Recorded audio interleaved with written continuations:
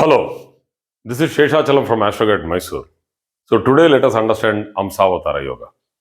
So this yoga involves the major planets Venus, Jupiter and Saturn. So the first criteria here is that Venus and Jupiter have to be in quadrants, and ascendant should be a movable sign. So when ascendant is a movable sign, like I have kept the North Indian chart also here for the, from I'll try to inculcate North Indian chart also along with the South Indian chart so that it will be easy to follow. So I have put Aries. So it is 1, 4, 7, 10 here. So this is Aries, Taurus, Gemini, Cancer. We have Leo, Virgo, Libra. So that's how it goes. So the same plotting I have done in the South Indian chart.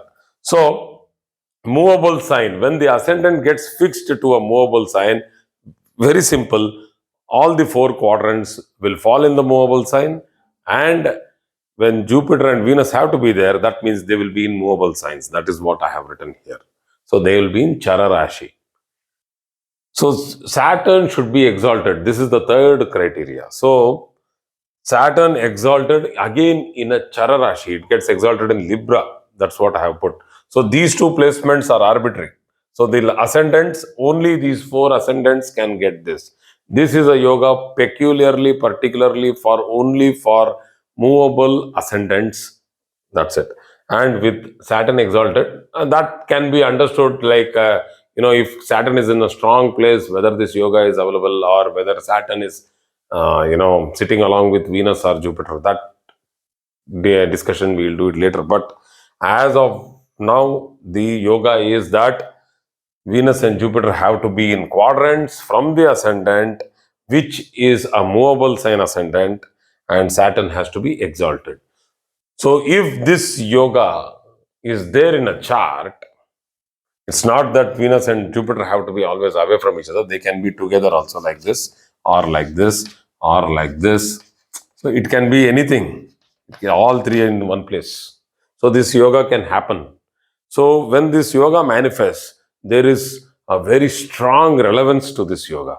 So the result of this yoga, one of very, very rare and very peculiar yoga, this is a person with extraordinary scholarly knowledge, very high stature, great personality, famous, a person who has a very strong fan following, or what we call as people will recognize him for his skill and his lectures, his presentations or whatever.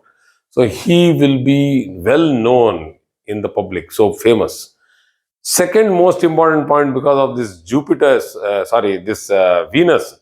See, all this were the Jupiter characteristics, well-known personality and all. The fame is coming because of the Saturn, because it's exalted. So it's exalted and it's in a movable sign, and that's where it gets exalted. And it's in a Kendra. That means Saturn is now actively participating in the materialistic world. So sensual pleasures, all the luxuries, all the materialistic, acquiring materialistic facilities. So Venus comes into play, and he gives a lot of sensual pleasure and luxury. So high authority and philosophy is given by Saturn. So when philosophy, knowledge, wisdom, authority, fame, luxury, pleasure, what else do you want in life? This is what everybody wants. Their big checklist is there, which is fully covered by this yoga. So hope that they are born under this ascendant. It's not easy that everybody is born under this ascendant, but anyway, God bless. So there are four ascendants: Aries, Cancer, Libra, and Capricorn.